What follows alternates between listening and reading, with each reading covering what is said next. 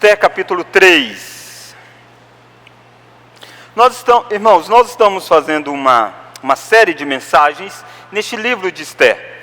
E nós estamos vendo sobre o seguinte tema: a vida em um mundo hostil à verdadeira fé. Nós já olhamos o capítulo 1, nós já olhamos o capítulo 2, e hoje nós vamos ver todo este capítulo 3. Mas nós faremos a leitura à medida em que nós formos expondo os pontos desta mensagem. E é bom você sempre lembrar que este livro de Esther se passa não na terra prometida, não em Israel, não no povo da aliança, mas essa história se passa lá na Pérsia. É um período em que a Pérsia está governando muito, está com um império enorme, e o rei que está governando é o Assuero, e ele governa em uma região enorme. E é lá na Pérsia que se dá esses acontecimentos narrados no livro de Esther. Nós já vimos no capítulo 1 que este rei Assuero era um rei que gostava de aparências. E ele fez uma festa extraordinária que durou 187 dias. E no final daquela festa ele saiu humilhado, porque a rainha, que era Vasti, recusou-a para comparecer diante do rei, porque ele estava embriagado e ele queria apenas a humilhar. E ela se recusa a isso. E ela é deposta da sua função de rainha, o rei fica enfurecido com tudo isso. E abre-se no capítulo 2, então, a busca por uma nova rainha. E nesta busca não é um concurso, como muitas vezes as pessoas acabam pensando no livro de Esther, não é nenhuma história romântica. Na verdade, é um rei que estava mandando seus emissários ir por todo o seu reino, retirar as meninas que fossem belas e virgens, e levasse lá para o palácio. E quando chegasse no palácio, ele iria se deitar com uma por uma, e iria escolher então a melhor delas para ser a rainha, e as demais ficariam no harém, e seria então como se fossem concubinas, objetos sexuais, seria chamada pelo rei apenas quando ele assim a desejasse. E é no meio de tudo isso que nós vemos a personagem Esther no livro. A personagem Esther é arrastada para essa situação, e nessa situação ela se depara no palácio tendo que participar dessa disputa, mas Esther não resiste. Esther não é, no capítulo 2, o símbolo de uma resistência. Ao contrário, ela segue os passos que foi dado a ela, e ela se deita também com o rei, e ela se torna a rainha do império pagão. Então nós terminamos o capítulo 2 com uma cena muito triste, da mulher que é a rainha do reino pagão. É uma mulher que é do povo de Deus, mas ninguém sabe disso, porque foi dado a ela a ordem de que ela não deveria contar para ninguém. E ela faz isso, mas que estranho, não dizer para o mundo que ela é filha do rei dos reis, que é o nosso Deus, mas é isso que ela fez. E nós então chegamos agora no capítulo 3 dessa história de Esther. E agora eu gostaria que nós pudéssemos olhar este capítulo 3 sobre o seguinte tema: chegou a hora de dizer basta. Sou diferente, pertenço a um povo diferente. O capítulo 3 começa a ser uma virada na vida espiritual de Mordecai. Capítulo 4 você começa a ver isso na vida de Esther. E no capítulo 3, então, Mordecai começa a ter essa virada espiritual. Ele vai dizer: basta, eu sou diferente, eu pertenço a um povo diferente. E a minha esperança é que Deus use essa mensagem para que eu e você também possamos dizer isso: basta, eu sou diferente, eu pertenço a um povo diferente. E eu gostaria que nós pudéssemos ver 3 lições sobre este basta que Mordecai deu e que eu e você precisamos dar nesta noite. E a primeira lição é que há momentos que precisamos resistir, mesmo que já tendo ido longe demais na nossa secularização. Olha aí o capítulo 3, do verso 1 ao verso 4.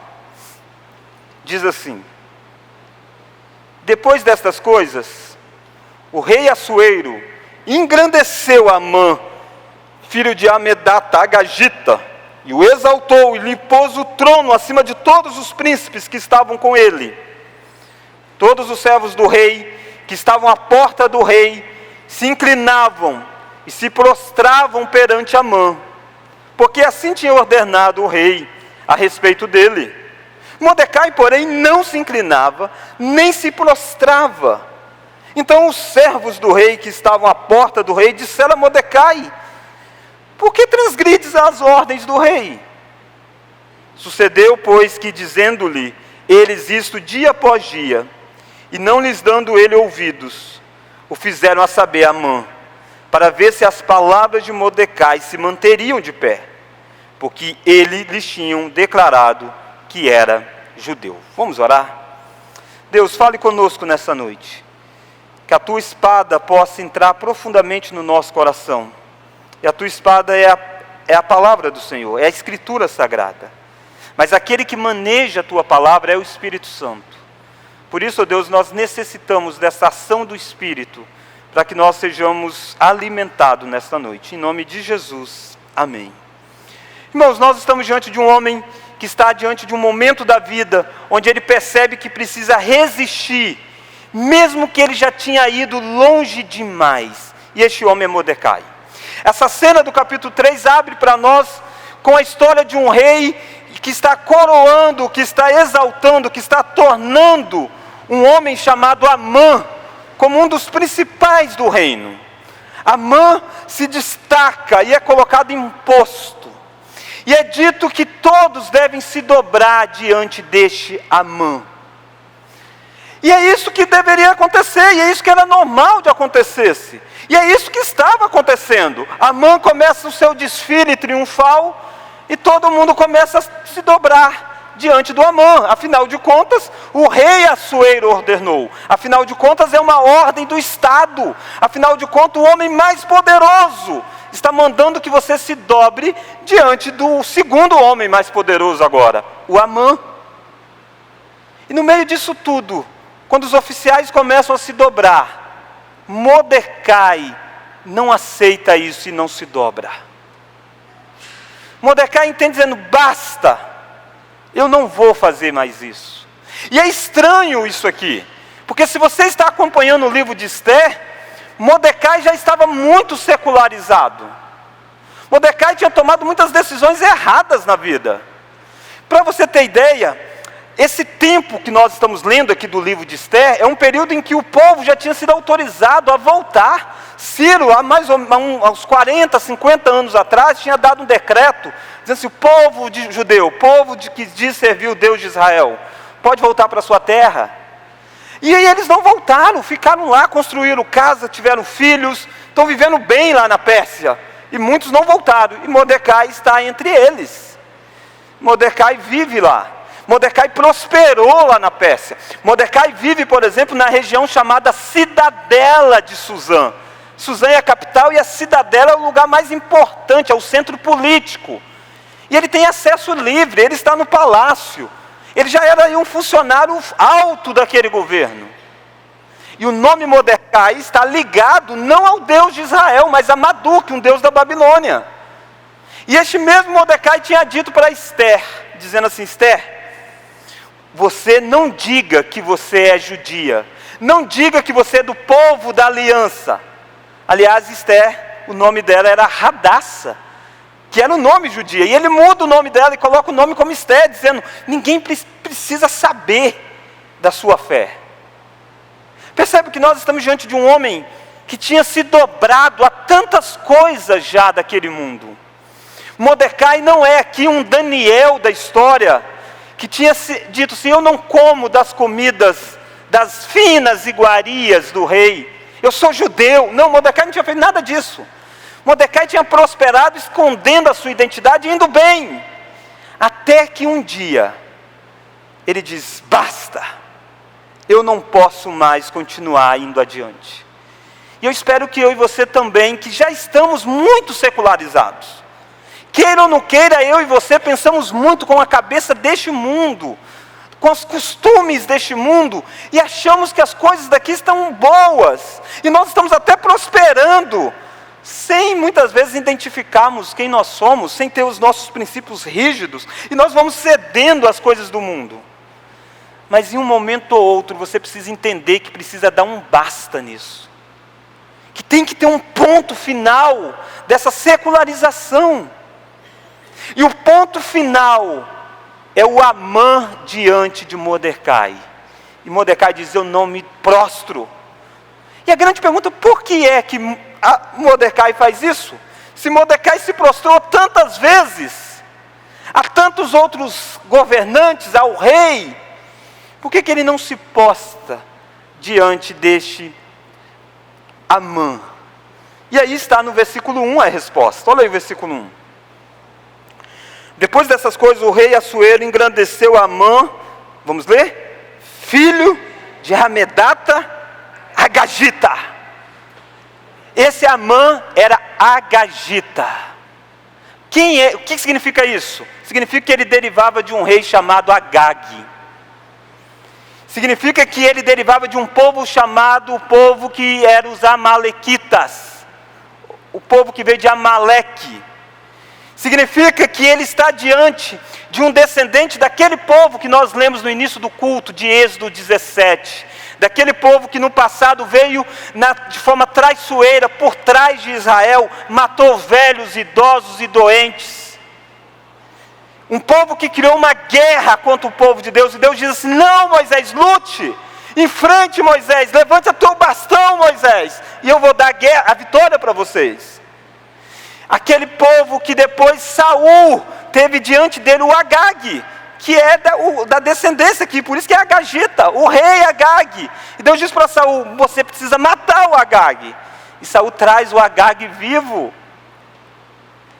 Mordecai está diante desse velho embate, e ele diz: não, eu não posso me prostrar diante de um adversário do meu povo. E olha que a pressão é enorme sobre Mordecai. Mordecai é um funcionário de elite nesse governo. Todos estão fazendo. E quando você olha aí comigo no versículo de número 2, versículo 3, o texto diz assim, ó: então os servos do rei que estavam à porta do rei disseram a Mordecai, vamos ler? Por que transgrides as ordens do rei? Pessoas amigas dele, pessoas que conviveram com ele, pessoas que compartilhavam com Mordecai, diz: Mordecai, você está ficando louco, cara, se dobra. E aí Mordecai vai dizer no versículo 4, eu sou judeu, eu não posso me prostrar. Percebe o contraste deste Mordecai para o Mordecai do capítulo 2, que diz para Esther assim: esconde que você é judia. Esse Mordecai abre a boca e diz: eu sou judeu. Eu sou de um povo que não se prostra diante de Amaleque, diante de Agag. Eu sou de um povo que precisa obedecer a Deus. Porque Mordecai vem da tribo, que é a mesma tribo de Saul. Mordecai sabe que no passado Saul, de certa forma espiritualmente, se dobrou perante as riquezas de Agag. E Deus retirou o reino de Saul. Mordecai diz: eu não posso, eu sou judeu. Queridos, eu espero que você entenda que nessa vida há um momento que você precisa dizer um basta, nessa atitude de se prostrar, de secularizar, porque você precisa entender que você faz parte de um povo. É isso que Mordecai está dizendo: eu tenho uma história, eu tenho um povo, eu tenho um Deus, eu tenho uma lei, e eu não vou me prostrar diante do Agag. Não é fácil tomar uma decisão como esta, até porque ele já tinha se dobrado para muitas outras coisas. Talvez você tenha se dobrado dia a dia e diz: poxa, mas eu já errei tanto, o que é mais um erro na minha história? O que é mais uma dobrada na minha história? Nessa noite você está sendo lembrado de que há um momento em que você precisa dizer: basta, sou diferente, pertenço a um povo diferente. O que Mordecai está tomando aqui é uma decisão importante que vai mudar toda a história do livro de Esther. E isso que eu e você precisamos ter: identidade de quem nós somos. Independente que você esteja escondendo quem você é no seu trabalho durante muito tempo, independente que você já tenha dado vazão aos seus erros no seu ambiente secular há muito tempo, é hora de você dizer: basta, eu não vou mais me dobrar. As pessoas vão dizer para você: se curve. As pessoas vão dizer: você é louco. As pessoas vão dizer: uma ordem. As pessoas vão dizer: no que custa, cara? Talvez alguns dizem assim: ei, a gente não gosta desse Amã também. Mas o que tem a ver se dobrar aqui? É só externo. Dobre logo. Talvez pessoas que gostassem e que Mordecai gostasse tanto deles. Mas Mordecai toma uma decisão, e decisão precisa ser tomada por aqueles que pertencem ao povo de Deus. Há momentos que precisamos resistir, mesmo que já tendo ido longe demais na nossa secularização. Eu sei que você já tem ido longe demais na sua secularização. Eu sei que você não é um Daniel, você não é um Sadraque, Mesaque, um Abednego que se recusaram a se contaminar com as coisas do mundo. Eu e você estamos muito mais para Mordecai mesmo. Mas nós precisamos ser um Mordecai que uma hora ou outra diga, chega, basta. Eu tenho povo, eu tenho identidade. Eu prosperei aqui, mas eu não me dobro mais. Eu não vou adiante nessa secularização da minha vida. E essa é a esperança que eu e você temos nessa noite. Que se Deus tocar o nosso coração, nós podemos mudar diante da sociedade quem nós somos. Mas eu gostaria de chamar a sua atenção para a segunda lição deste texto. E a segunda lição é que quando somos fiéis a Deus, entramos em guerra com um mundo contaminado pelo mal. Até este momento, Esther e Mordecai estavam só prosperando. Agora que Mordecai firma a sua posição, ele compra guerra com o império. E é isso que você precisa saber. Quando somos fiéis a Deus, entramos em guerra com um mundo contaminado pelo mal. E olha como que essa guerra se desenrola aqui no capítulo 3. Olha aí comigo o versículo de número 5. Vendo, pois, Amã, vamos ler?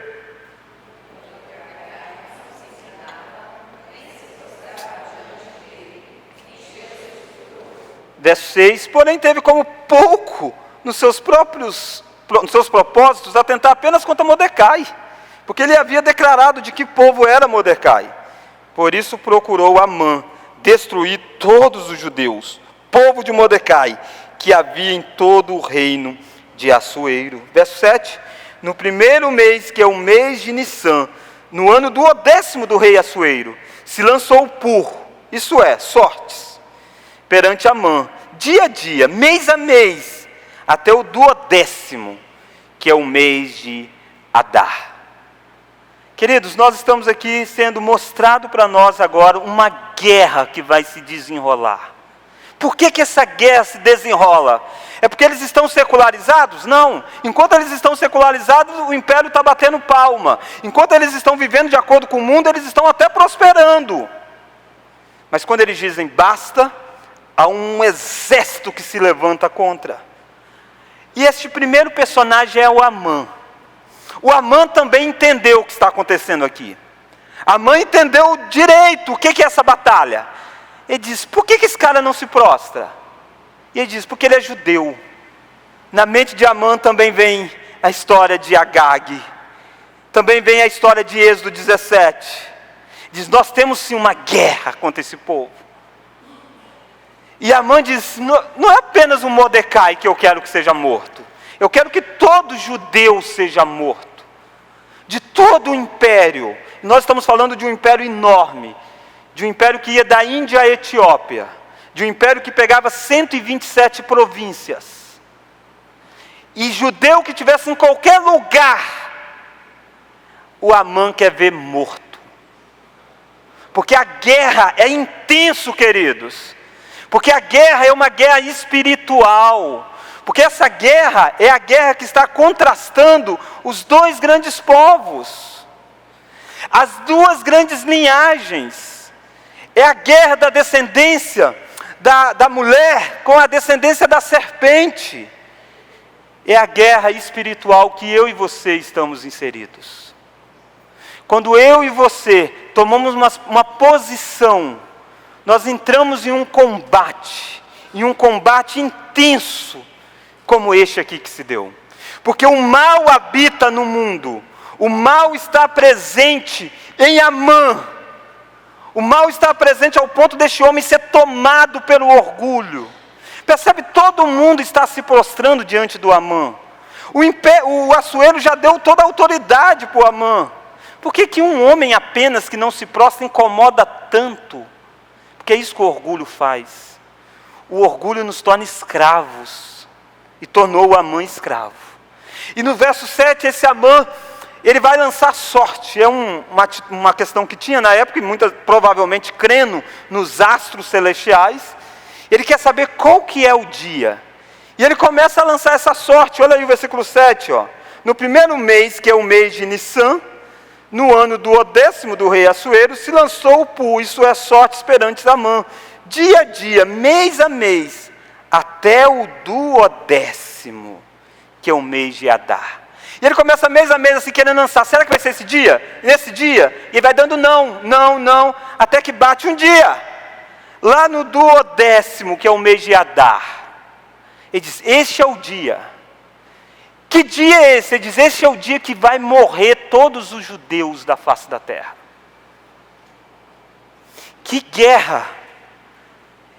Pensa você, talvez você até disse assim, por que que o Mordecai foi se dobrar? Não era mais fácil ele ter se dobrado? Por que que ele recusou se dobrar? Porque o Mordecai se recusa a se dobrar, não apenas Mordecai, mas todo um povo está em risco. Quando você resolve obedecer a Deus, você colhe consequências terríveis, porque você entra numa guerra. E não só você põe o povo de Deus em uma guerra. E muitas vezes, e é provável que muitos judeus ficaram irados que estavam vivendo lá já. Rapaz, o que que esse cara faz isso? Às vezes você não tem uma atitude assim. Quando alguém resolve lutar pelo que é certo. Você diz, mas por que que você fez isso? Olha agora as consequências que a gente está colhendo. Não era mais fácil ter deixado? Não era mais fácil ter se prostrado? É isso que o mundo vai dizer para você. Queridos, não existe paz com o diabo, com as descendências malignas. Ou você está em uma guerra espiritual, ou você está sob a escravidão espiritual. E quando você resolve ter posicionamento cristão, o que você está é em guerra. E é isso que Paulo disse. Paulo disse que a nossa luta não é contra carne e sangue, mas contra principados e potestades. Aqueles que dominam nas regiões celestiais. Diz, nossa batalha é intensa. É isso que está por detrás de todo este embate. E olha como que, quando você resolve ser fiel, você entra em guerra com um mundo contaminado pelo mal. O Amã é a personificação do mal, mas a maldade também está na vida daqueles que governam. Olha aí o versículo 10. Versículo 8, melhor dizendo. Então disse Amã ao rei Assuero. O Amã vai ter uma audiência com o rei. Olha o que o Amã vai dizer. Vamos ler o verso 8? Existe espalhado, disperso entre os povos, em todas as províncias do teu reino, um povo cujas leis são diferentes das leis de todos os povos, e que não cumpre as do rei, pelo que não convém ao rei tolerá-lo. Se bem parecer ao rei, decrete-se que sejam mortos, e nas próprias mãos do que executarem a obra, eu pesarei 10.000 talentos de prata, para que entrem nos tesouros do rei. Verso 10. Então o rei tirou da mão o seu anel, deu a Amã, filho de Amedata, Agagita, adversário dos judeus, e lhe disse, essa prata seja tua, como também este povo, para fazer-lhes dele o que melhor for do teu agrado. Chega diante do rei uma ordem pedindo para exterminar um povo. O que esse rei faz? Diz, ok, pode fazer. Maldade naqueles que governam. Se você entra com a sua vida espiritual, você vai ter maldade diante daquelas, você vai enfrentar a maldade dos seus opositores e maldade nas esferas de poder. Porque é isso que está descrito aqui. É isso que Assuero está fazendo. E o que faz um rei decretar a morte de um povo? Duas coisas apenas neste texto aí. O orgulho. Porque ele diz assim, sabe rei, tem um povo que não obedece às suas leis, tem leis próprias. E a outra coisa, a questão do dinheiro. Ele diz, eu vou dar aí 10.000 talentos, se você autorizar a morte desse povo. E é isso que está no coração daquele rei, orgulho e dinheiro entrando no reino. dinheiro movendo a economia do império. Era muito dinheiro aqui envolvido. Alguns estudiosos pontuam que talvez fosse o valor relativo a meio ano de todos os impostos do império. O fato que ia rolar lucro desembolado para muita gente. E o que tem um povo morrer se o império prospera financeiramente? E o rei diz, ok, faz isso. Olha como que esse rei, ele tem algumas características terríveis aqui. Ele, além de ser movido pelo orgulho e pela ganância, ele é um rei que terceiriza a sua responsabilidade. Se você olhar comigo o versículo 9, você vai perceber, versículo 10, melhor dizendo, que o rei tirou da mão o seu anel e o deu a Amã. Ele está dizendo, faça do jeito que você quiser. Você tem o meu selo real. O anel era aquilo que selava a lei. Ele está terceirizando a responsabilidade. O Amã não falou para ele que povo que era. O Amã não falou para ele nada, só disse essas duas coisas. Um povo que não obedece, eu te dou dinheiro. E o rei não busca saber se isso é verdade. O rei não busca saber as motivações. O rei simplesmente diz, então faça. Lava as mãos para que um povo morra. Nós estamos falando de coisas terríveis. E eu preciso aqui concordar com o pastor Emílio. O pastor Emílio é um pastor da Igreja Presbiteriana do Brasil. E ele, ao falar neste texto, ele diz assim que essa história pareceria impossível de acontecer se não fosse história como a história de Hitler, como o Holocausto, como que na história do mundo próximo de nós, pessoas sim ofereceram e colocaram um povo para extinção na tentativa de eliminá-los. Queridos, nós não devemos nos enganar. As altas cortes são tomadas muitas vezes pela maldade. A Bíblia descreve Satanás vindo a este mundo depois de expulso do céu, e ele agindo através de duas grandes bestas em Apocalipse. E uma delas é o governo civil, e a outra é a falsa religião. Não se iluda, sempre você vai ter governantes civis que vão lutar contra o Senhor, contra o povo de Deus. É isso que o Salmo diz, que os reis iníquos se levantam contra o Senhor.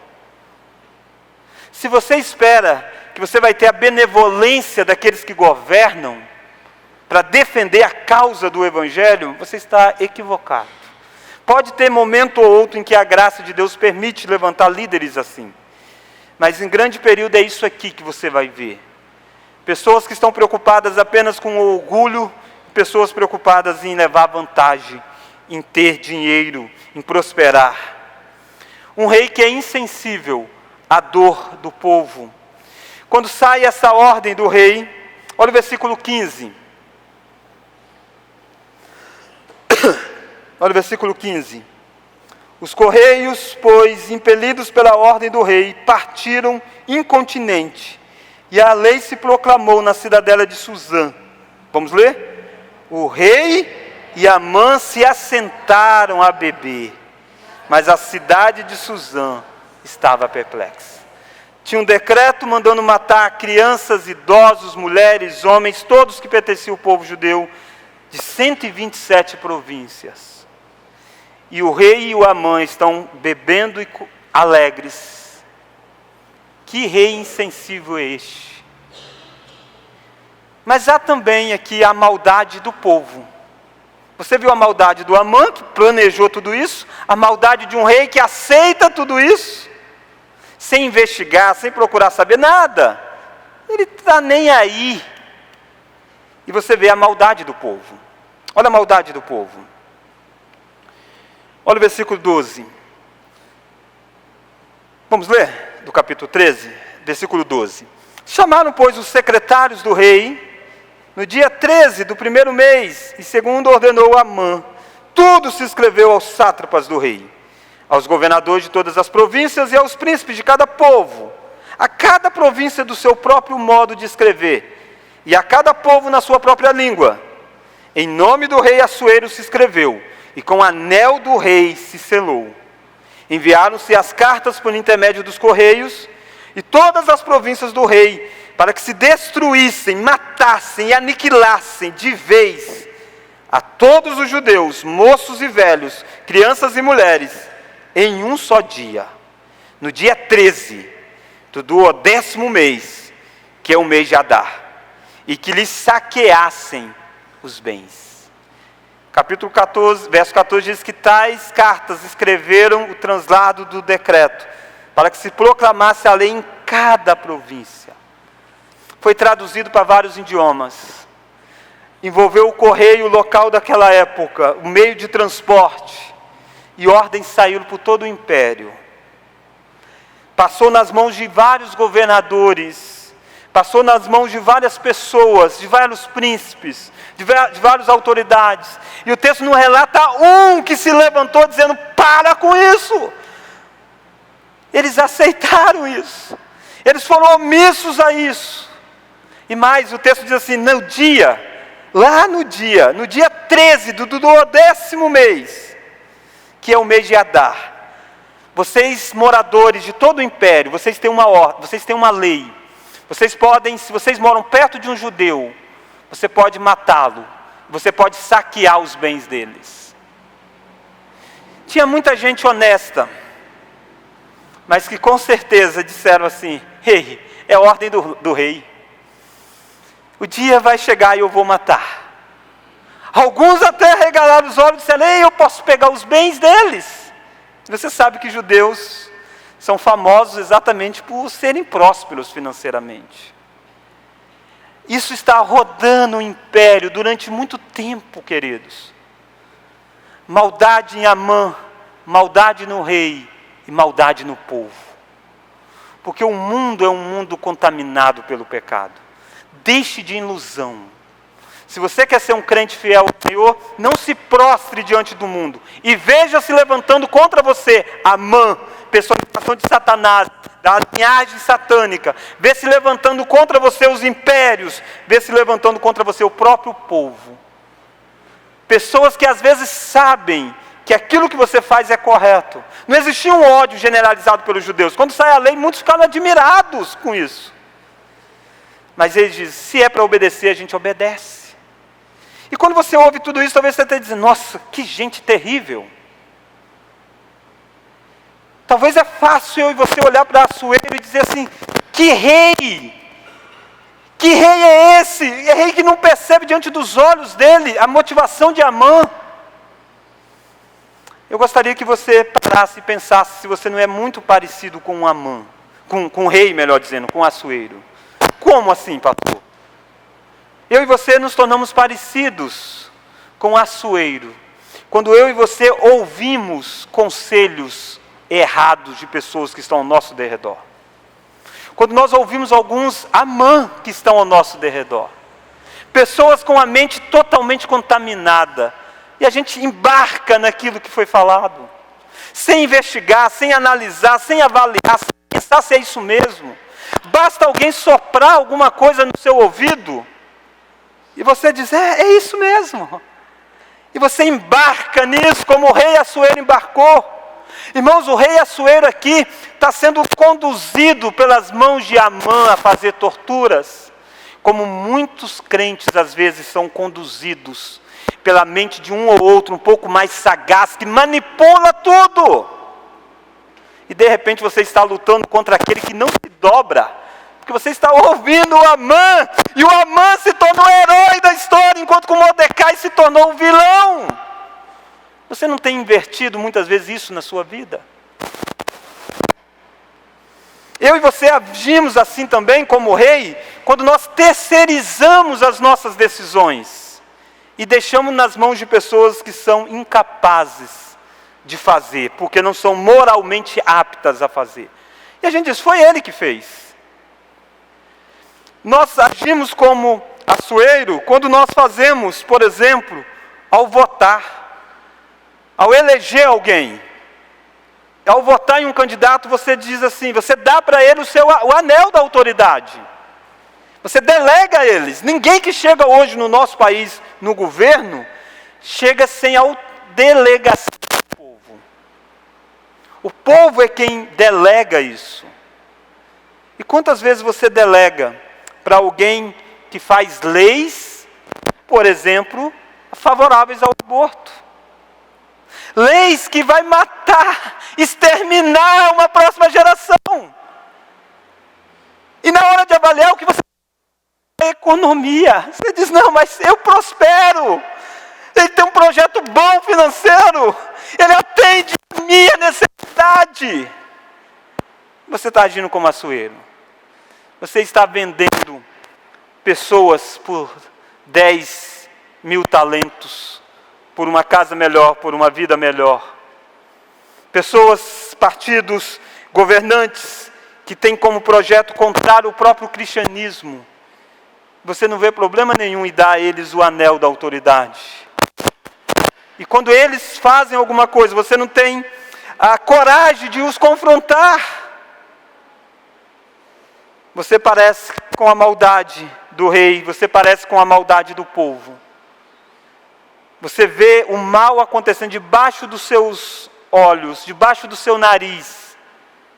E você diz, eu não posso fazer nada. Eu vou fazer aquilo que todo mundo está fazendo. Percebe como é que essa história é muito próxima de nós? Primeira lição que nós vimos, há momentos que precisamos resistir, mesmo já tendo ido longe demais na nossa secularização. É o Mordecai. Não é apenas mais um se dobrar. É definitivo para ele. E ele honra a Deus e diz, eu sou judeu. Segundo, quando somos fiéis a Deus, entramos em guerra com um mundo contaminado pelo mal. O mal em Amã, o mal naqueles que governam e o mal no próprio povo. Terceira e última lição. Os dias da nossa angústia estão sob o controle de Deus. Pensa você o que está acontecendo aqui. Tem uma data para que isso aconteça, para que a morte se dê sobre os judeus. Pensa você se você é do povo de Deus. Pensa você se você estava nesse dia aqui.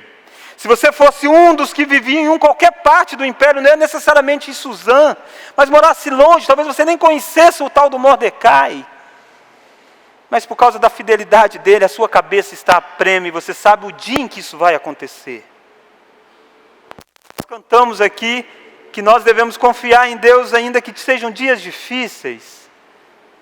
Que o amanhã Deus está no controle. É isso que teria que estar no coração daqueles. É isso que deveria estar no coração de um Mordecai. Pensa quanta pressão, o que não passou na cabeça do Mordecai durante aqueles dias.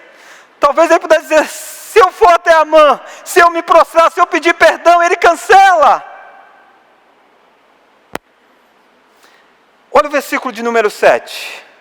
Os dias da nossa angústia estão sob o controle de Deus. Se você entra numa batalha espiritual, você entra também em angústias. Mas saiba que os dias da nossa angústia estão sob o controle de Deus. Olha o versículo 7. No primeiro mês, que é o mês de Nissan, no ano do 10º do rei Assuero, você tem Amã, então, agora lançando sorte, lançando pur, que é sortes. E ele está querendo saber qual é o dia que ele vai fazer isso.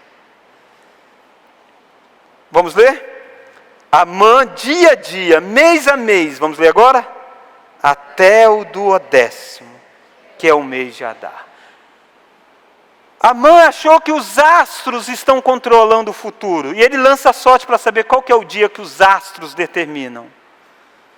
Quem é que determinou qual dia que isso deveria acontecer? Foi Deus, queridos.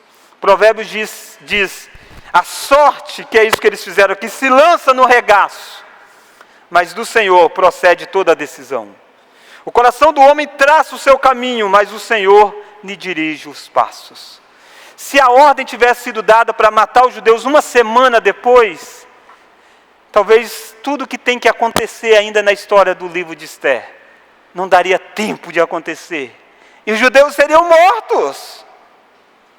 O dia foi um dia que Deus disse, vai ser neste. Porque até lá eu trabalho nessa história. E você verá nos próximos domingos como Deus trabalhou. Deus tem a sua maneira misteriosa de nos salvar da condenação. Isso aqui é misterioso, a maneira como Deus vai salvar. Porque Deus poderia matar o Amã, Deus poderia ter, como ele fez, por exemplo, com vários personagens. Deus poderia ter matado o Assuero quando ele foi assinar a lei. Deus poderia ter feito com que eles morressem, como Herodes morreu. Deus poderia ter feito com que tivesse talvez um infarto. Mas Deus tem as suas maneiras misteriosas de agir. E creia nisso.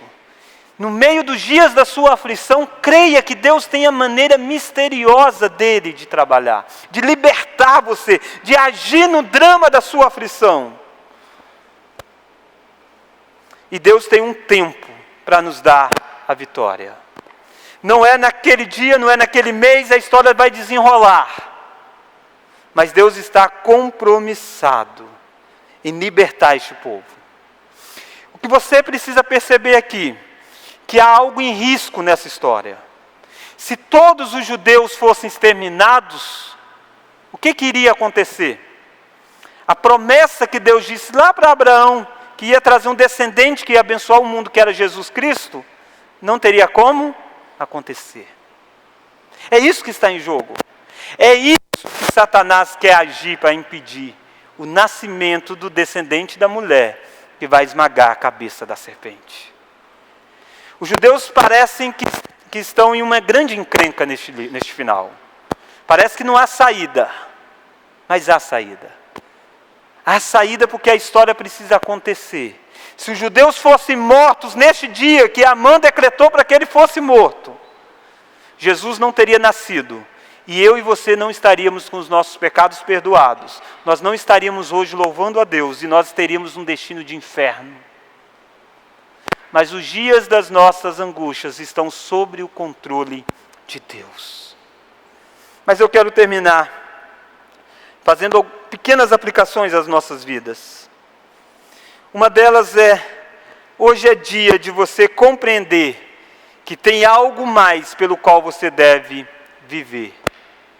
É isso que Mordecai percebeu. Tem algo mais do que me tornar um do grande escalão do governo. Tem algo mais do que Esther se tornar rainha. Tem algo mais, que é a razão pelo qual eu vivo. Eu sou do povo de Deus. E ele diz, eu não vou me dobrar.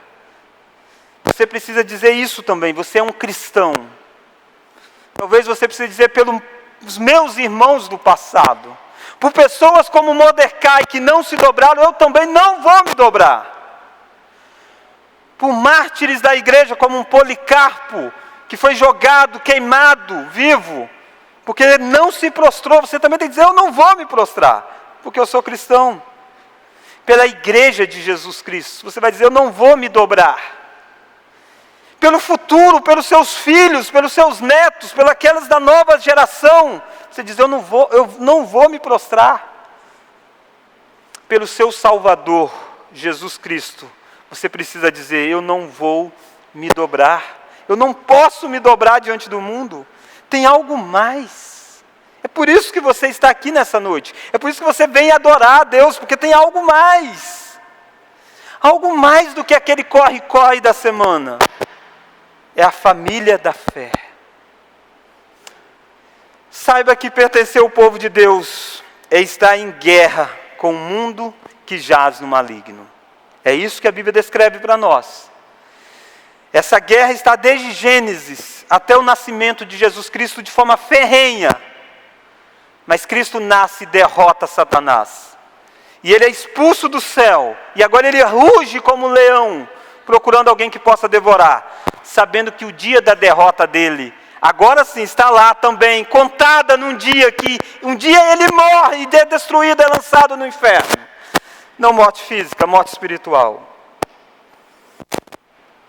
Você ficou com medo se você vivesse em um mundo onde tinha um dia decretado em que você seria julgado pela ordem de um rei e seria morto? Você fica com medo num caso desse? Saiba, queridos, que há um dia em que as pessoas serão também julgadas. Não por um rei assuero, não por uma lei ingrata e errada, não por caprichos de pessoas, mas pelo próprio Deus. Deus decretou um dia também. A diferença é que eu não sei o dia e nem você sabe. E esse dia está escrito que nós iremos comparecer diante de Deus. E se você tinha medo de um dia deste rei do Assuero, você tem que temer aquele outro dia. O dia em que Jesus diz que você deve temer aquele que tem poder, não apenas para matar, como Assuero tinha, matar o corpo, mas fazer perecer no inferno tanto o corpo quanto a alma. Há um dia, queridos, em que pessoas vão estar diante de um rei que é justo, puro e santo no teu julgar. Um rei que vai olhar para você e vai olhar para como você viveu diante da lei dele. E vai sim ter uma sentença, ou de vida eterna, ou de morte eterna no inferno. A grande questão é que há um meio de você se livrar, há um meio de você ser absolvido naquele dia.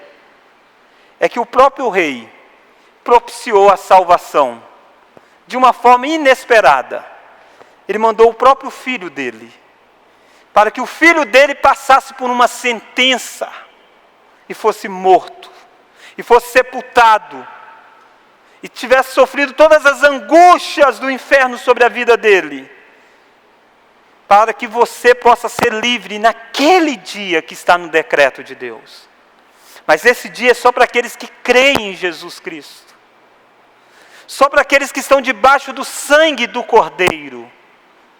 Não é um dia para aqueles que estão debaixo de uma placa denominacional, mas para aqueles que estão debaixo do sangue do Cordeiro. Se você não tem certeza que você está livre para aquele julgamento, você precisa estar atento.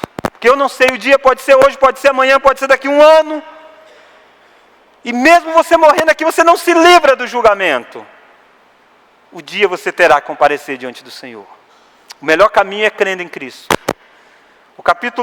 A história termina do capítulo 3 com cavaleiros indo por toda parte do império, com uma notícia terrível, dizendo há um dia de morte eterna.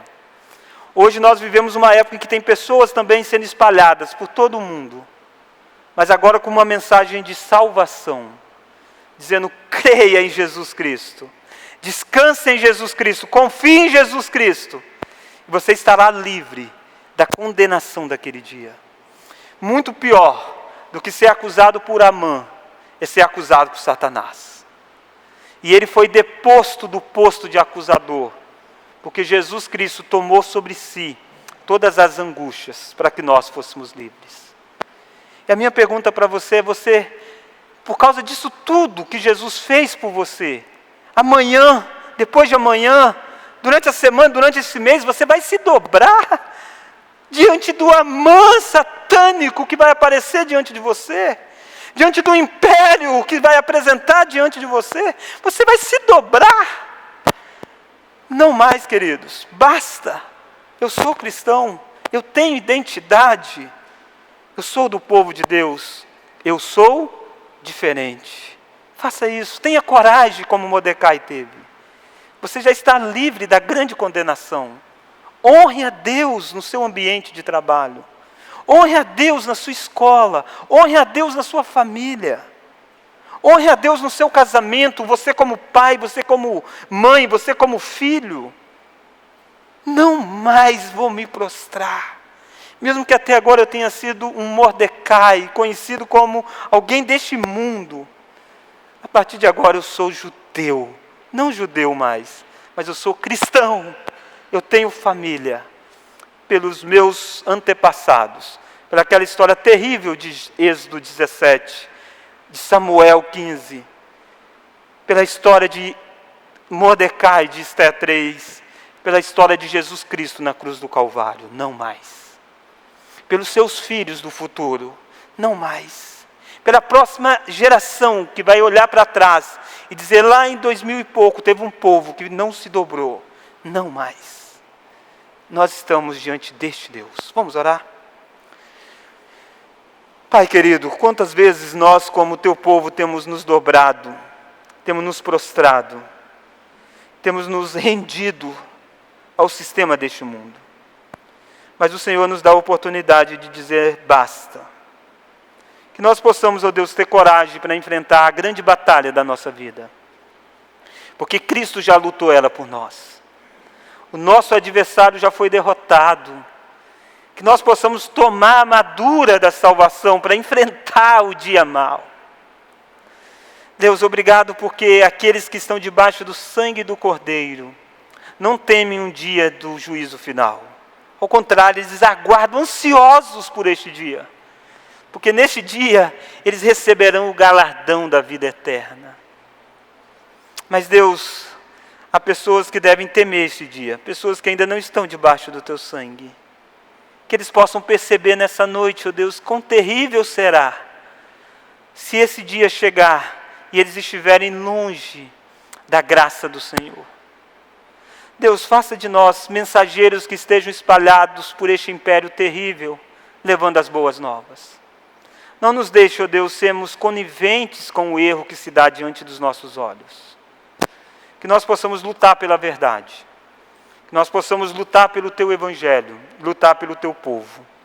Essa oração que nós fazemos em nome de Jesus. Amém.